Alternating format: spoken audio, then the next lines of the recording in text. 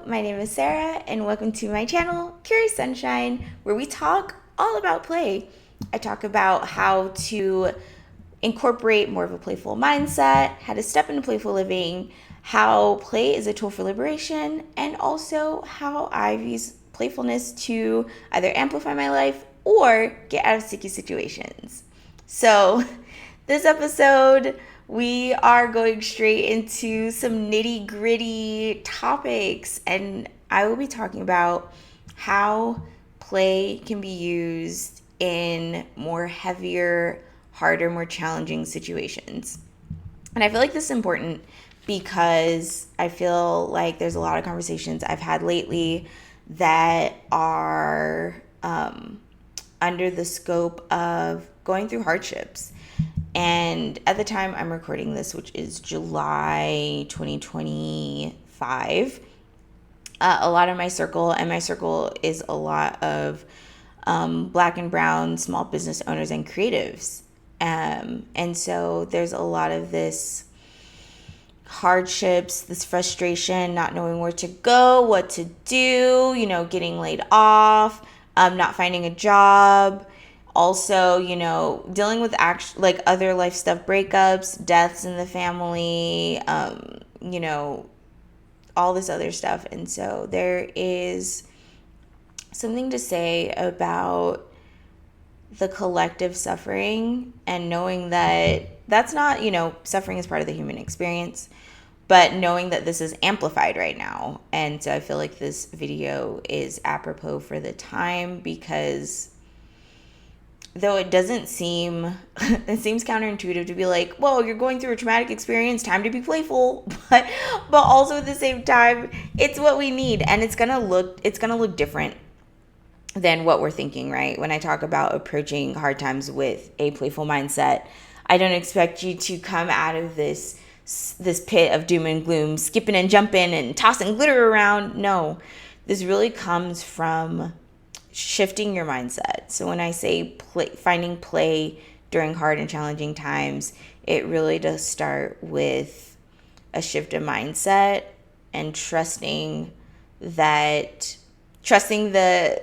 magic of impermanence and knowing that nothing lasts forever, good moments or bad moments, and also trusting our path with the universe and trusting ourselves to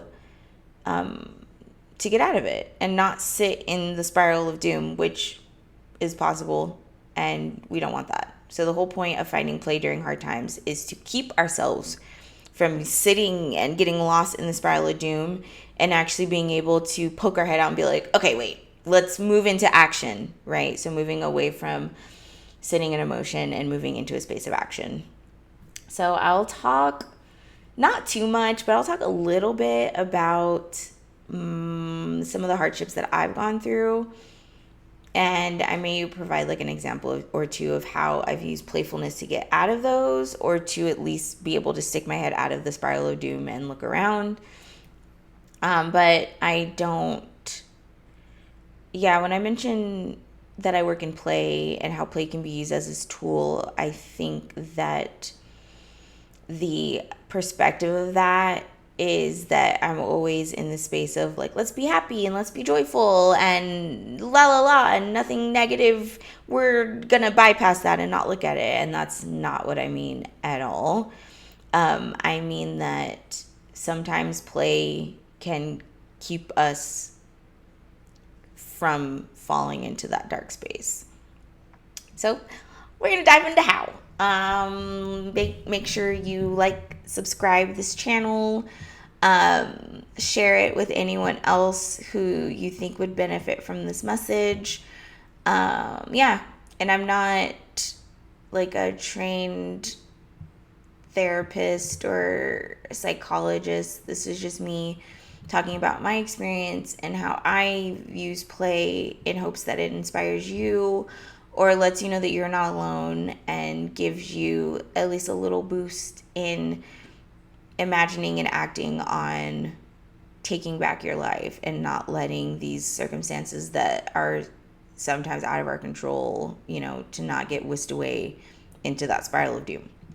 So in my own journey, I my journey's a little crazy, and I'm sure I'll dive into some of these instances in the future, but just to gloss over just some of the stuff that I've had to kind of overcome through this playful mindset. And some of these moments were before I even had a name for playfulness. It was just me being myself, which further supports that this is the path for me. But yeah, my journey has been hard to get here to where I am and to still believe. So I do have this unwavering belief in myself, and I have this unwavering knowing that what I'm doing is going to help people, and because it's helped me. So anyways, so I don't know, my journey has, I'm trying not to like be like, I did X, Y, and Z, and these are the things. But I do want to mention, like, there have been moments in my past and in my journey where I was dealing, facing environments of violence. Rather, it's directly outside of my home or inside of my home. I've had, these instances of violence happen, and really creating my own little world of whimsy to keep me sane, essentially. And then there have been moments where, I've had a big project fall through, and that project was gonna, pay bills, and really how to deal with that. Being estranged from family. And so this is a current thing where it's like, yeah, I am, kind of out here, just out in the world, and navigating this life without, the normal familial support that, a lot of people have in their life, to even being faced with moments of phobia. So, like, I do have phobias, and they do, sometimes we're faced with, surprise, didn't know you're scared of that. Now you know. And so, facing these moments where I'm in absolute terror, and not knowing what to do, and feeling this fear that is irrational but still very, very real, and being able to find play as an avenue of solution and understanding, all the way to coming into these spaces where, my home is being compromised, and I'm either being evicted, or, and possibly being evicted, and or not having a place to stay, because my environment was either dangerous, or, just my lease was up and I didn't have a place to go, because of unpredictability and things that I didn't see and didn't expect come up. So there are these moments that are very hard that I've had to go through. And I mean, I'm here now making this video now after all of these things. So it shows me that I can get through this, even now in this, because let's be real, even as I'm recording this video, there's a lot of stuff that I'm going through, and I don't know how I'm going to get out of it. Everything's really unknown, in some of these sticky situations, and there is a component of having hope and faith, that things are going to work out, because I've been faced with more complicated things and overcame them, and I've had the bravery and the fearlessness to choose myself, to advocate for myself, and to find places and spaces where innovative thinking and innovative approach can be applied. It's not easy. Even now, there's challenges that I'm facing where I'm like, cool, I don't know what to do right now, but I know that something will come through. And so with a lot of these hard times, it comes with kind of shaking ourselves out of the spiral of doom, which is going to be the nemesis in this episode.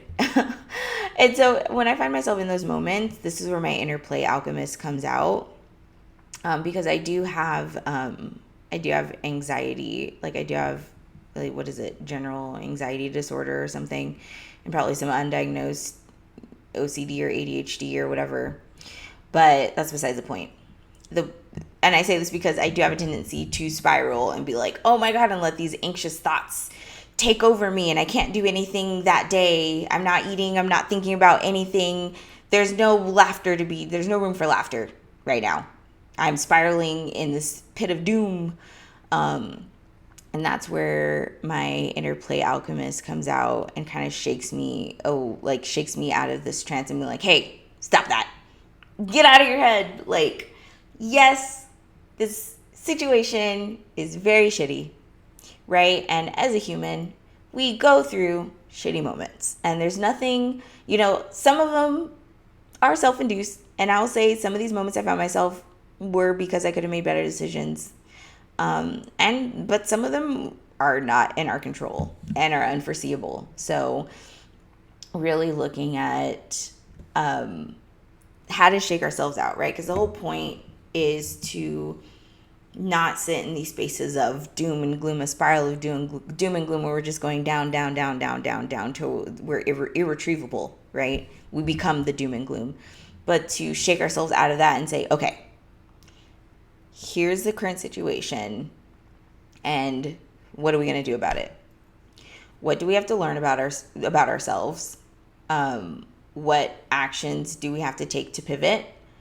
And what is something that can help us think outside of the box, right? What is something that we can do that's unconventional, right? Because I feel like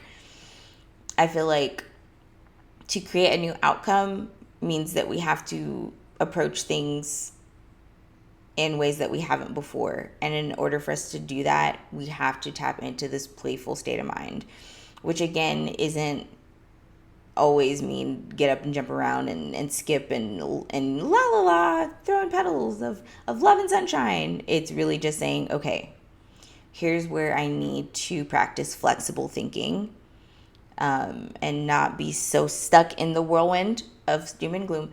Invite spontaneity and really being bold and saying, I'm going to do something I have not done before in hopes that this gets me out of the situation. Maybe look at these sides of myself that I haven't before, really look at them and learn to work with it, deal with it, overcome it, heal from it so that I can move forward. And this can be anything, right? And also kind of diving into this space of maybe I'm going through this because I'm meant for something greater. And in order for me to discover this greater path, some drastic changes had to be made, right? Maybe that breakup frees you up to move to a new location where you find a group or a network or your future person that really gets you. Maybe that breakup happened because you keep you don't see your self-worth yet, and you're going to keep dealing with that situation until you understand your self-worth. And so understanding that there are these themes that we may encounter in our life that are repeated hardships. Mine is finances, right? Or it's things like that where it's like maybe there's something there where I'm still not seeing my worth. I've done work on it, don't get me wrong, but maybe there's something there where maybe I'm just not advocating for myself. Maybe I'm not putting myself out there enough, right? And so really looking at what is there that I have to learn about myself in these situations, and how can I then start acting on it to then remove whatever cyclical process this is, because I don't have time for this. I don't want this. No one wants to go through the same patterns of suffering over and over again, but that requires us to say, okay, well, how do I come out of it? What puzzle, really solving this riddle and puzzle of saying, okay, here we are again. How do we rise above this so we don't have to do this again? And so this is where the play alchemist comes in me and kind of shakes me out of my head and says, hey, yes, let's figure out some solutions now. And now this requires us to slow down. And so my first tip, not to say that this is like a tip video, but I think a step that I use to begin finding these avenues of play in these hard times is to slow down.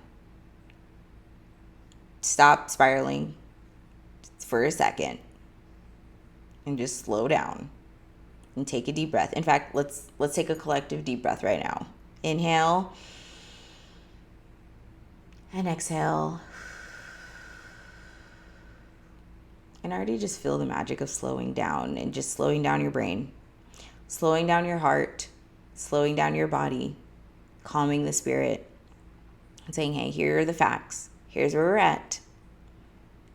And this is not the end of us. We can overcome this. And so finding these avenues of gratitude too, where it's like, okay, well, this really bad thing happened to me, but at least I have a network of people that support me. At least I have, if you job loss, right? If you get laid off, at least I have these extra avenues of income that I have, or at least I have these other skills that I can use. At least I have a roof over my head. At least I have someone that I can talk to. At least I have a pet that can give me cuddles, right? And so really looking at hey, it could be at least the sun shining out today. It could be something as simple as that, but really finding these little things of gratitude that can start to shift, right? We're trying to shift out of the spiral of doom, the arch nemesis spiral of doom, and really start to kind of bring our head back out of that and saying, okay, it's not all bad. At least I have my health, right? At least I have these opportunities that are there, and really saying, okay, let's slow down, let's calm down, and let's start creating these spaces of safety, or as I'll call them, bubbles of safety, because we cannot find these avenues of innovation if we don't feel safe. And it could just be safe within our mind, but to really find these avenues of safety or these spaces of safety. And this could come from, maybe your space of safety is just the 30-minute shower that you have every day, right? And really acknowledging that is your space of safety. Maybe your space of safety is, being able to cuddle in your bed at night and watch Netflix or something. And that is your moment where you can kind of slow down and, really cherish that sliver of joy. Maybe that looks like your commute to work is your space of safety. Maybe it's a person, right? Maybe you only feel seen and heard when you're around a certain person, and really cherishing that space where you can actually feel like you can take a breath, like energetically take a breath. And so what are your bubbles of safety that you have? My bubbles of safety are my home, being able to just rest and say, okay, even though everything around me is uncertain right now, at least in this current time, in this current moment, in this current hour, in this current minute, I have this. And really just cherishing the present. Because yes, the future is unpredictable, but that doesn't mean that the unpredictability can bring more bad. It could bring good. You never know the next conversation that you have that can bring up a new opportunity, a new connection, a new idea. And so really leaving space for that too, because where energy goes is what we're going to attract. And so being able to hold on to that too, which seems impossible when we are in the spiral of doom. And it's like, I don't want to right now thinking about good what ifs seem impossible right now. Just try one. Just think of one. But really creating these spheres and these bubbles of safety and using these safety spaces as the seed for innovation and playful thinking to help create some solutions. And then really looking at, once we get to the space of safety, getting, again, this is where my play alchemist comes out and saying, hey, there are infinite possibilities that you can create and utilize to get you out of this. Where are you stopping yourself? And for me, it's asking for help. It's so hard for me to ask for help because of my past and how sometimes me asking for help I walked away with it feeling worse. And so saying, okay, you need to get over that, because you asking for help can be the difference between you perpetuating your own suffering or really elevating it and maybe realizing it's not that bad, or being or having a resource shared that can alleviate all of this. And so really examining, okay, where do I show up in this, and how can I, and is it my environment? How can I change my environment? How can I change my thought process? Sometimes there's been moments where I've been, especially those phobia triggers, right? I've been in this moment of just like, I can't do this. And I just literally had to pick myself up and get out of there. Doesn't matter if the fear was irrational. I was like, I literally cannot function right now. I need to just stay somewhere else. And doing that, and yeah, it is weird, and I didn't have to. And knowing that sometimes the solution is unconventional. It's not about that. It's about what moves you can do, what actions you can take to bring yourself to a place of being able to breathe and think and function. And, knowing that sometimes the worst case scenarios and those hard times, those are a good chunk of that is in our mind. And we think, oh my God, I broke up with, or so-and-so broke up with me, and I'm going to be single forever, and I'm never going to find it. And that was the one. It's like, calm down. Are we creating fun stories that aren't benefiting our highest good? Or are we creating fun stories that are going to benefit our highest good? And really just looking at the stories that we create and calling ourselves out when we do spiral into this space of like, oh my God, the worst case scenario is going to happen. It's like, we don't actually know what's going to happen. We can only just hope and trust that we'll be fine. We'll be fine. For example, I'll share a small story. One of my thematic hard times is creating just like a really stressful, strenuous summer, no matter how hard I try. And considering that I'm recording this in July means that, yes, I am currently going through a stressful, strenuous summer. But this story is not from the summer. So a past summer, I was doing what I'm doing with Curious Sunshine, creating, doing workshops and all this great stuff. And there, I had all these pieces set in place, right? I knew what I was going to do. I had my contracts ready. I had my grants. I had this funding, and I was feeling confident. I was on top of the world. I'm going to do X, Y, and Z. It's going to be great. And, my lease was ending, and I was like, perfect. I'm going to go move to this spot that's going to have a patio and all this stuff because, I'm not going to stay somewhere that I don't feel safe. I'm a Cancer. My home is important. I need my home to be cool. And it wasn't cool there. So I was like, all right, I got to move. The lease is up. I got to, get out of here. And so I was all prepared and all this, I was looking at all the players in the game, and I was like, cool, we're set to rock and roll. We were not set to rock and roll. Come time that I had to move, a lot of the key players that were going to give me resources to do said thing smoothly did not happen. And also my car broke down. So I had to sell my car for way less than I had imagined, because I know nothing about cars.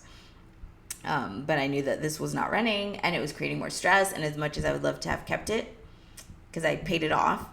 I had to choose what was going to keep my brain able to function and make these other decisions.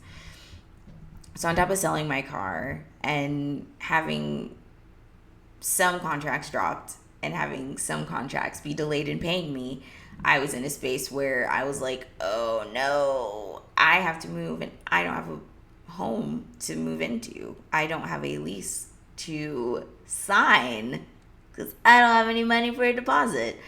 And I'm freaking out, and this was not good. This was not a good time. I was stressed. I was losing sleep. I was not eating. There was so much going on. And in these moments, I'm talking to my friends about this, and they're just like, yeah, that sucks. We can help you, however you need, but also knowing that there are limitations for how, these people in my life can show up too. So really being in this sticky spot, and I'm estranged from my family, so they are not an option because, again, asking for help from some people aren't safe.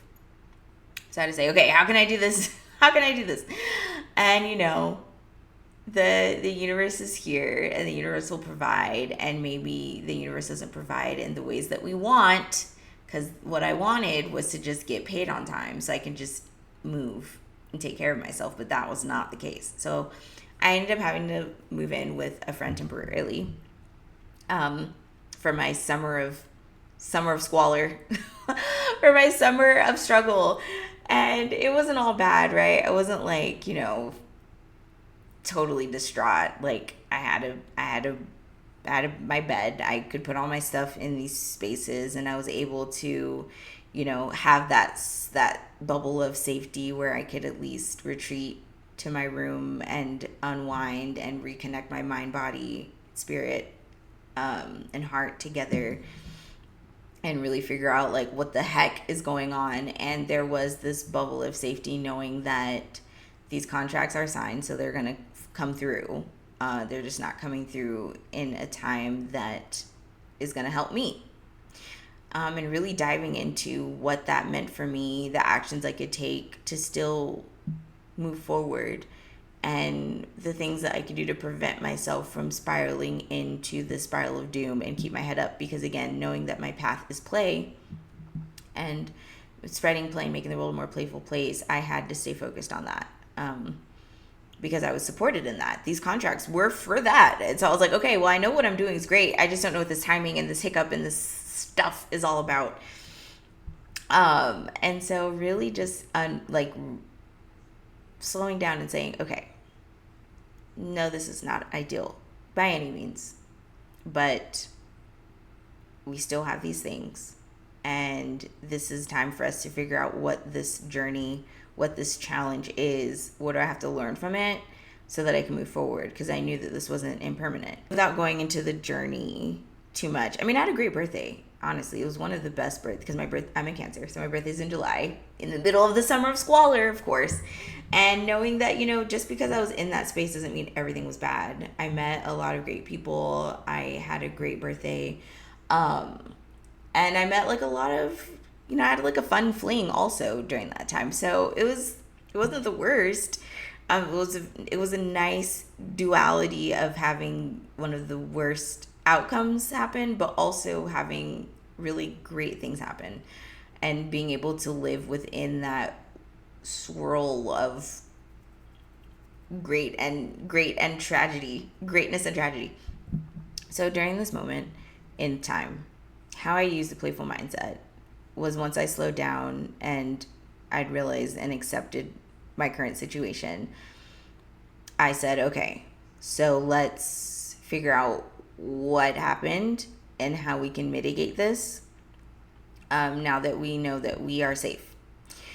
And a lot of the lessons that happened that summer was me advocating for myself. And I feel like that was the lesson I had to face, was, okay, how can I advocate for myself? How can I make sure that my voice is heard? Because I, as an introvert, have no problem sitting in the back, not saying anything, just being by myself. And as someone who's trying to create a playful world and to really inspire folks, I literally cannot do that. People will walk all over me, from individuals to partnerships to institutions. And this is what was the case. And so there was some organizations. Okay, here's the thing. If you are watching this and you are a small business owner, creative, freelance, something where you're not clocking in and getting a paycheck and you're creating your own income, there was a realization I had within these past couple years in the situation that showed me that as a small business owner, we don't have advocacy. We don't have I mean, some might. The bigger, I mean, I guess if you do have an HR department, you're no longer a small business. You're just like a business. But as small business owners and freelancers and creatives, we advocate for ourselves, which means that, for our dealing and our contracts are with these bigger entities, them ensuring that they give you the tools that you need to move forward is just another. It doesn't matter if they do it then or later. They're still getting their salary check. They're still getting paid. There's no rush on their end. And so that can create dire consequences for the person on the other end, the freelancer, the small business, because we get treated the same as we would any big organization, Walmart, whatever. We still get the same processing time, which isn't favorable. And really, at that time, I said, okay, here is one of the problems. One, I did not set these standards and these boundaries in the beginning, nor did I ask, because I didn't think that I would need to. I feel like in business, do the actions in a timely manner is what I would assume is a rule of thumb, but that is not the general idea and the practices that are done with any business. And so at that point, I was like, okay, cool. I will have to make sure that they remember me, which I did, which was also very stressful, to make sure that my name was very well known in these spaces and places, so then they don't forget me, because there were instances where I'm like, hey, where's my money? And they're like, oh yeah, sorry, I totally forgot. You forgot? You forgot? You forgetting kept me from paying a bill, from feeding myself. And so there's there's this realization of like, well, I'll just make sure you don't forget about me then, because as a freelancer creative business owner, I don't have a union. I don't have, there is not many advocacy groups for freelancers. And this was something that came to my realization as well during this period of like, oh yeah, we need to stand together in the society that is not support okay, so that was another thing that I had to realize, especially coming into this this scope of finding playfulness, is this, what lessons do I have to learn about myself, which was advocacy, and really just like making sure that people remember, because though it's another paycheck for someone else, can really put me in a space where I cannot put a down payment on an apartment or feed myself because they forgot and they want to go on vacation, right? And that happens.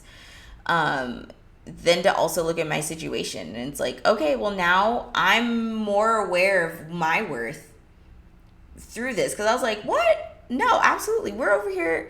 The work I do is community, and it's like, you holding up getting me what I need is not only stopping me from taking care of my basic necessities, but it's also putting a halt on the work I'm doing to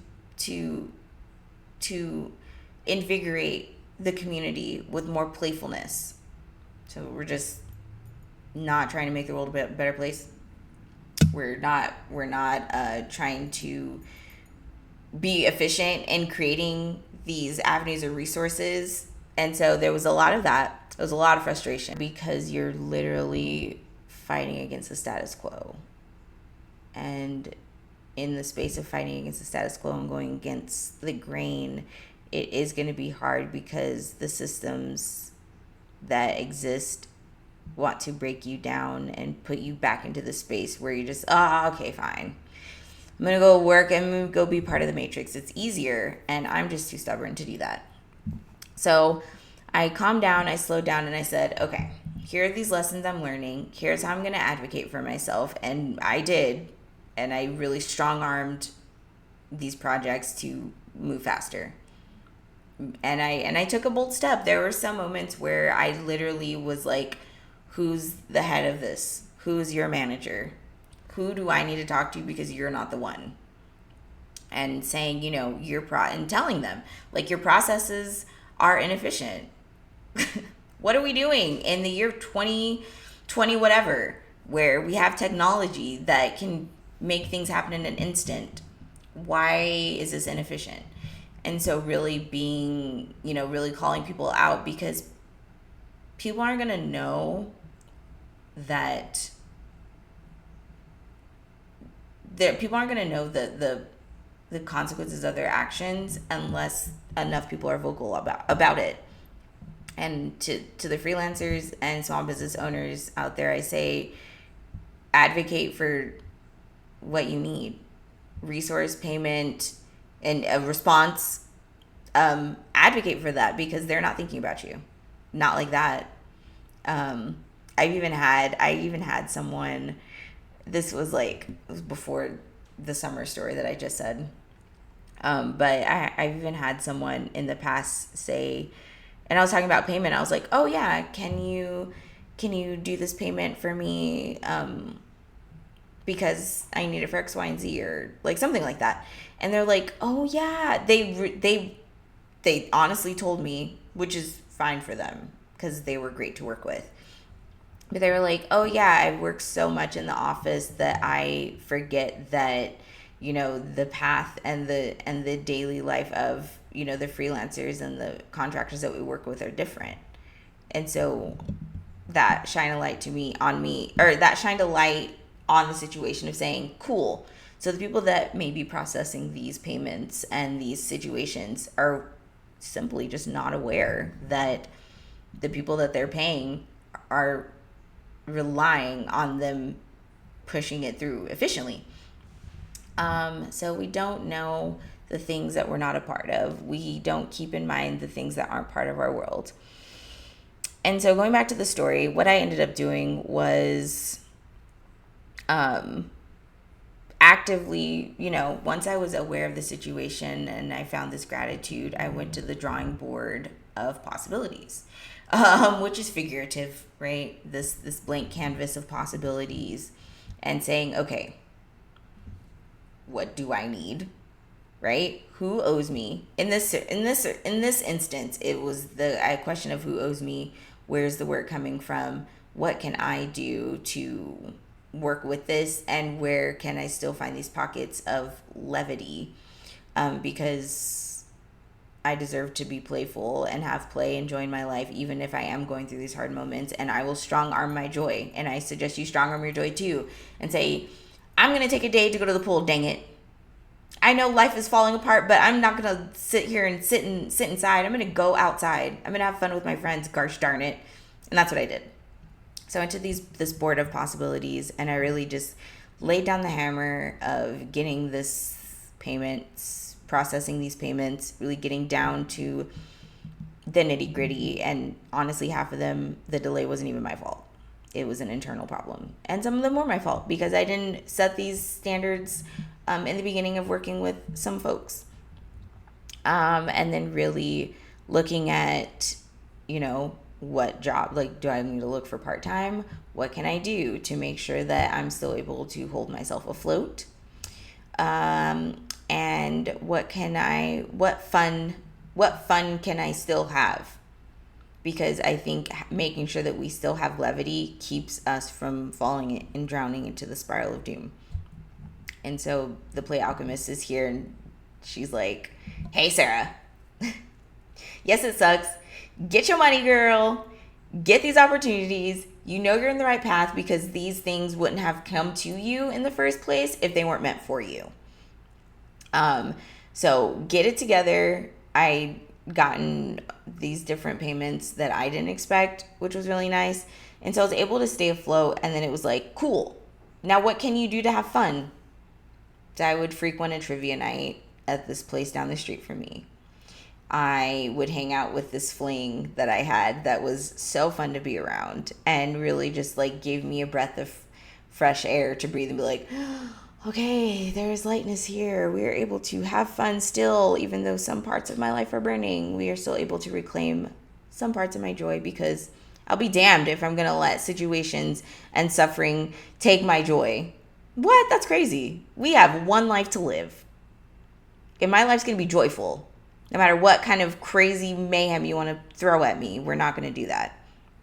And so really coming up with that and trusting impermanence. Because I'm saying finding play in hard times doesn't mean that you're going to find a quick, easy solution. It really can just be something where you're able to reclaim little pockets of safety and joy until that period ends, and then you can move on to another phase. And that's pretty much what happened. Was I couldn't expedite. I can only do so much to expedite this weird summer of squalor. I can only keep my head out of the pit of doom long enough for these payments to come through, these jobs to come through, and for me to then get into a new home. And the wait was worth it. And looking back, honestly, it sounds bad because no one wants to like not have a home to call their own. But even looking back, I was like, oh, that actually wasn't that bad. It wasn't that bad at all. Like, there's plenty that I've gone through in the past that were worse. And I was like, oh, that wasn't that bad.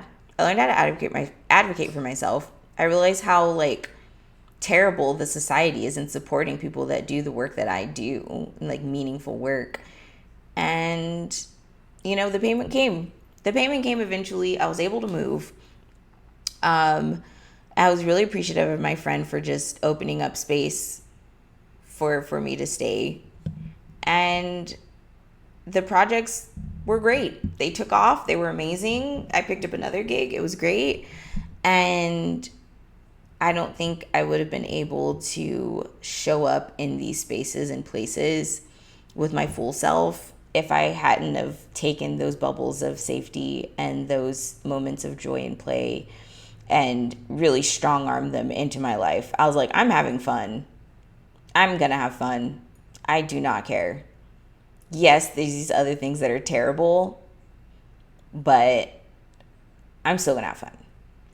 And even in this current summer of squalor, we're still doing that. There are things falling apart around me, and I'm like, I don't care. I'm still going to have fun. And I am, and it's fine, and everything's impermanent. And at the end of the day, by the end of the year, I will be looking back at this moment and saying, yeah, that wasn't actually that bad. It was mostly in my brain. It was mostly in my mind. So I say this to tell you that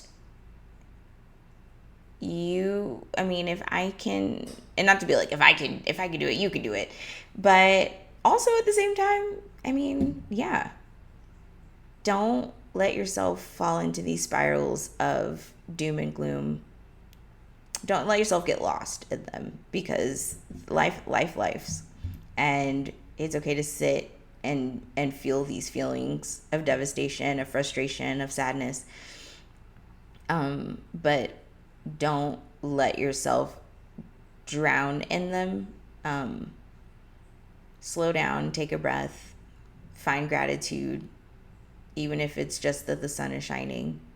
Finding those moments of gratitude, acknowledging and creating, acknowledging the spaces of, acknowledging the bubbles of safety that you have, the things that help you feel safe, help you get out of your brain and back into your body. And then understand that there is infinite possibilities that you can take to keep your head out of the spiral, to keep your head out of the spiral at least until your situation changes, or to help you find new avenues of change and growth that you can take. Because we are often taught we are often in these cyclical moments to teach us a lesson that'll help us show up as our most optimal parts of ourselves. And sometimes in these moments that I face like crazy hardships, it's like, had I not gone through these things, I would have never met so and so, or I would have never come across this opportunity, or I would have never gotten, there's some contracts that I've gotten that have been amazing that I would have never had come across had I not been in these, dire hard times. But because I was there, I was pushed into this other direction, which had then created a trajectory that exceeds what I had wanted for myself. So trusting that sometimes these moments are for your greater good. Sometimes I don't get jobs that I apply for, and then it's like, maybe it's because I wasn't supposed to do that. I was supposed to do this. And I will say that because, me reviving this YouTube channel is a subsequent effect of me going through some hardships of like, cool, well, I'm going to go in this direction because right now visibility is key. So make myself visible and seeing what magic and play comes from that. So I think that's it. I feel like this video is like super long, but I was talking about my journey. I was talking about finding play in hard times and really just trusting yourself, trusting your skills, trusting the fact that there are avenues to solve, to endure in ways that don't perpetuate strife and perpetuate trauma. Waiting for things to turn around can also have joy and can also provide moments of happy memories, exciting times. So don't give up. Figure out your bubbles of safety, cherish them, relish in them, and allow those spaces to also provide space for you to discover possibilities, to discover new things about yourself, to advocate for yourself, and to find connections with others who can also support you. I'm gonna wrap it up. Thank you for watching. Put in the comments if any of this has helped you, if you've used playfulness to get out of a sticky situation. This is a community where we all help each other, and I want to hear from you. Thank you so much for watching, and thank you for playing.